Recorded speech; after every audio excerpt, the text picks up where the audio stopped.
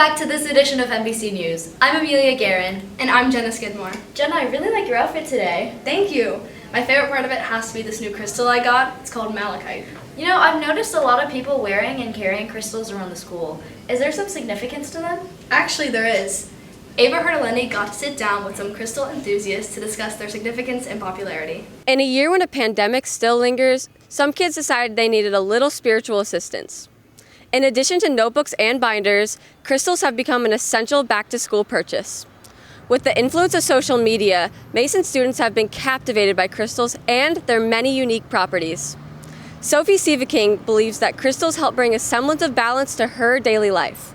I use crystals because I think it's interesting. I really like a lot of the aspects of spirituality and stuff, and a lot of it is much more like positive, and it's focused more on like personal growth and like making more positive changes in your life. My favorite crystal is probably amethyst because it's purple, it's pretty, and also some of its properties, it is a really good like day-to-day crystal. It helps relieve stress, ease anxiety. It's good for like opening up your mind and just keeping you positive. Specifically in school, a lot of the ones that I have are good at easing stress and making you more balanced and harmonized. I feel like this definitely has offered me new perspectives because it gives me a chance to see more of that spirituality, and definitely is interesting to talk to people about, and it provides a perspective into something that is not as conventional. From clear quartz to amethyst, crystals offer positive vibrations and new perspectives. Local small business owner Christina Hall-Bagley sells crystals in her downtown Mason shop. She believes crystals promote a new level of understanding and can be helpful with spiritual healing. So as far as seeing the increase in teenagers and younger people getting interested in crystals, we watch that wave very much here, and it makes my heart so happy. It gives me hope in the world, actually, like, oh, look at them thinking outside the box and like trusting a different level of understanding that's kind of intuitive. I love Nikola Tesla is like one of the scientists I love to study, and he's famous for saying, if you want to know the secrets to the universe, look to frequency and vibration. And we already know via science how much matter is affected by frequency and vibration, including our health. And crystals hold very deep resonance and frequency that can be very healing. It's a fascinating thing that should definitely not be off the radar when it comes to health and wellness. I kind of got nudged from a few people that knew how much I had studied. They're like, you should go take over for Sandy. And so that is how we ended up here. It's a huge passion of mine too. It's an honor to carry on her legacy. Although a little less conventional, crystals provide kids with not just stylish accessories, but a new means to de-stress. While notebooks get filled and binders will be thrown out by the end of May, students hope that crystals' long-term spiritual properties will promote healing that will last them through the year. I'm Ava Hertalendi, MBC News. Wow, I had no idea crystals were so popular. Me neither. A lot of things are popular here around Mason. Like that ice cream shop Whippy Dip. I went there for the first time this summer, and I got to learn about their history from some of the employees. I've never heard of their history. Well, lucky for you, Isabella Owen set out to uncover the history of Whippy Dip. Let's check it out. Whippy Dip has always been a staple of the Mason community, and for Mason High School students, it's way more than just a place to grab an ice cream. It welcomes the community and brings people together. Jim Spaeth and his daughter Leslie Miller own and manage the Whippy Dip, and they take great pride in the fact that even though Mason's population has grown, that the Whippy Dip remains a small town ice cream shop. When I mentioned the town was 5,000 people, or less than that when I was in high school, and you knew everybody, you certainly knew the families. Now that's not true now, but we're still trying to live that embodiment of community, of reunion, whatever you want to call it. It's that bond that brings people to Mason. It's a setting where people can come and relax and enjoy that frozen dessert and just see other people. There's not too many sad faces on the patio. There really aren't. People smile and they're enjoyable. They're friendly to each other. The dogs, even with dogs on the patio and the whole bit. We love how happy people are, but it's just like a different kind of happy. Like, I love interacting with the community and just having kids coming after soccer games and after baseball games and, you know, asking them if they won and then giving them their treat that they earned. And it's just really cool to get to experience the community in that way and get to see all different kinds of people coming through, and people that I know and people that my family knows and strangers, all the same. So it's just really cool to be able to bring people together like that.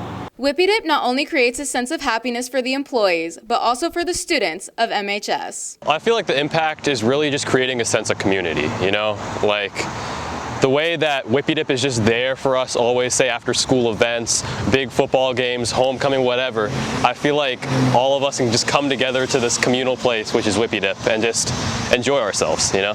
I used to go to Whippy Dip a lot when I was a kid, you know? I really had a sweet tooth as a child, and I also wasn't that familiar with like Mason as a community, you know? And Whippy Dip's introduction and combining both of those factors really just made me feel at home here in Mason, and it really makes me feel welcome. I guess it's just impacted me as like a person growing up in Mason because it's a place of celebration. I know that whenever I'm at Whippy Dip, I'm with people that I love, and as I've grown up, like, whether I'm getting something new or something I've always gotten, like, it's something that like is a place of nostalgia. Whippy Dip feels different from other ice cream places because it feels like it represents the Mason community in some way. Every time I come, I feel like I see a familiar face or a friend or family that I know, and so that feels special and unique as an ice cream place. I also think that they do little things like making animal sculptures out of their ice cream or creating new flavors or remembering your order every time you come. That feels unique and different than other places you would go just to get ice cream or hang out with friends. So that's what I love about Whippy Dip. Even though Mason's population has grown, the Whippy Dip will always be that small little ice cream shop on Main Street in the heart of Mason, where people of all ages can gather and bask in the nostalgia of memories made and the ones that have yet to be created. I'm Isabella Owens, MBC News.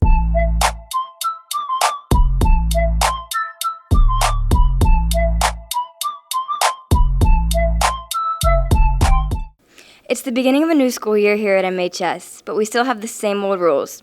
Since Mr. Dodd has taken over as principal here, he has given us the opportunity to voice our opinions about a lot of things. So today I'm asking, if you were in his shoes, what would you do? What would you do if you were principal for the day? I would give everybody $100. I would appreciate that, thank you.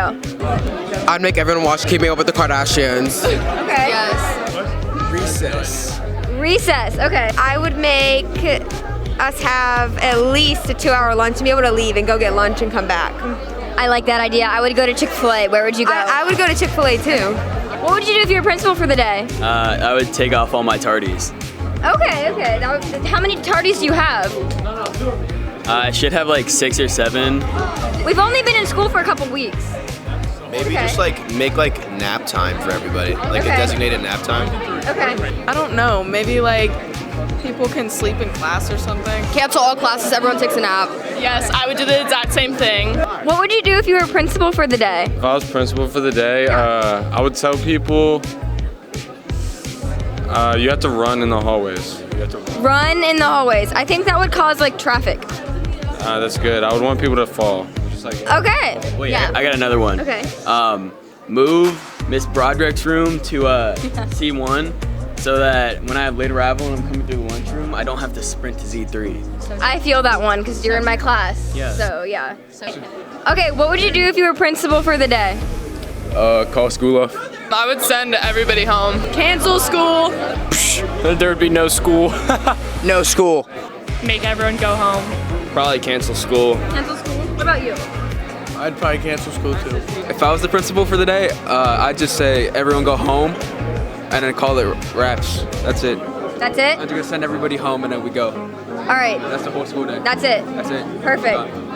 Well, it looks like some students here at MHS need to return to kindergarten for nap time, but I definitely wouldn't mind having recess every now and then. It looks like making decisions as principal is harder than it seems. I'm Kennedy Rader, MBC News. Hi, my name is Leila Sheikh, and I'm a member of the Mason Hope Squad. Hope Squad is a peer-to-peer suicide prevention and mental health awareness program here at MHS and at the Mason Middle School. We have over 50 Hope Squad members ranging across all 4 grades. We spread our awareness through social media posts on our Instagram and Twitter, as well as flyers throughout the school and just speaking to peers throughout the year. Something we did recently was hang up our See Something, Say Something posters in every classroom, so resources are readily available for you, friends, and teachers alike.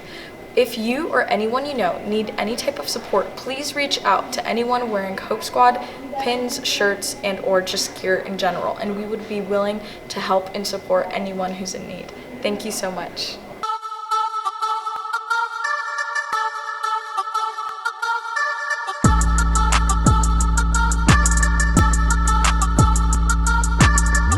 What's up, Comic Country? I'm Alex Daresel, and I'm here to bring you the latest and greatest in MBC sports. As the school year gets underway, fall sports are back in full swing, and with COVID restrictions lifted, fans are finally allowed back in the stadium. One group of students is taking Spirit to a whole new level. Adam Little has the story. The black hole has been unleashed. With their absurd chants and crazy antics, the student section here at MHS has never been louder. After a year of limited attendance due to the pandemic, the notorious black hole is back and stronger than ever. Senior Jack Walden, one of the black hole leaders, has been extremely impressed with how the students have shown up in record numbers to cheer on the Comets. The energy for the first couple weeks have been amazing. People have been showing up. I think it's because everyone's kind of been inside. They want to get back out. We've gotten pretty good crowds at most of the games. You're all there for the same thing. You're just there to cheer on your teammates. I mean, I've met a lot of friends from just being in the student section, so I think missing connections with other students. It wouldn't be Friday night without the pageantry and spirit of the marching band. Their halftime performances and spirited play during the game has even impacted the football team's play on the field. Senior drum major Vansh Patel has been a ringleader for the band's energy and knows the impact they have been making during the game. Not being able to go to the games last year, it was kind of missing a really big part of our overall season experience. We obviously have our competitions and our competition shows, but what really brings us into this school spirit mode and cheering on all the different sports teams is those football games and being able to play and be hype and even mess around a little bit. If you know anything else about band, it's very much a work hard, play hard environment. At football games, we love to have fun, love to create that energy and atmosphere. Senior football player Kobe Lewis missed the energy and charisma that the students brought last season and is glad to have them back in the stands to cheer him and his teammates on. Last year, not having fans, it was really rough, actually. You would score a touchdown, have a big play, have a big stop on defense, and, the only people who are there is just your parents. We got quiet at times, and a lot of our energy had to be produced on the sidelines. It becomes a lot more natural with the black hole coming back. You get to look behind you after making a big play or a big stop, like I said, and you see all your friends, all your classmates, everybody that you see every day is there supporting you. There's a lot more noise. It's just a lot more upbeat, and everything just comes more natural. It's what football should be. After last fall, where the bleachers were nearly empty, the Black Hole and Marching Band have returned in full force to bring life to Dwyer Field on Friday nights. Not even a global pandemic could stop Mason students from cheering on their fellow classmates, as it continues to be a staple of the culture here at Mason High School. I'm Adam Little, MBC Sports. The Black Hole aren't the only people taking sports to a whole new level. Tennis senior Vignesh Goganetti talks about upping his game and playing at the next level. Mia Sacker has the story. Just a few weeks ago, Mason played host to some of the top tennis players in the world. A current MHS tennis player has hopes to one day be among some of those best. Senior Vignesh Goganetti is already on the right path. He's even played with some of the players who compete in the Western Southern Tennis Tournament. Goganetti's young tennis career has taken him to many locations throughout the world. These opportunities have created many valuable experiences for him on and off the court. Oftentimes I travel to when I was younger, I traveled to Arizona for a few tournaments. Now I go to Florida, I'll go to Alabama, Georgia, so all across the Midwest and a couple parts of the nation. So yeah, I'm traveling a lot. At the recent Western Southern Tennis Tournament, Vignesh Goganetti had the opportunity to work with some of the world's top pros. And they take some hitting partners to just practice with them for a week or 2 weeks. And I was lucky to be selected amongst them. So just these 2 weeks I've been hitting. Well, the best one I hit with is Daniil Medvedev. He's from Russia. He's 2 in the world. Stefanos Tsitsipas, he's from Greece. He's 3 in the world. Felix Auger-Aliassime, he's like top 15 in the world. He's from Canada. So, and Ashley Barty for women's, she's from Australia. She's one in the world. So those are the best ones I've hit with so far. Not only is Goganeni playing tennis for fun, but hopes to turn it into a profession someday. Involving tennis, I'm going to Yale next year for class of 22 and aspiring to be a professional, but so we'll see how it goes and see how much I improve in college. It's not every day student athletes here at MHS get the opportunity to advance their skills by playing with some of the top-ranked professionals. Goganeni, who will be continuing his playing career at the Ivy League Yale University, has major goals for his future. Who knows? With his incredible drive and ambition, we may one day get to watch Goganeni play right here, center court, with some of the top players in the world. I'm Mia Sacker, MBC Sports. When we see athletes dominating their sports, we see them tearing up the defense, scoring goals, or spiking the ball. What we don't see is the hours of hard work that these teams put in and the bonds that they form with each other. Our producer, Michaela Poteet, was able to get a look behind the scenes and bring us this next edition of Mic'd Up. Can you hear it? See, the problem is, I'm trying to listen to her, like, instructions, but, like, the song's just too good, so I'm just jamming out, and I have no idea what she's saying to me. Oh my God, this song is the best song that they ever play. Oh my God, hold on. I'm gonna look so stupid.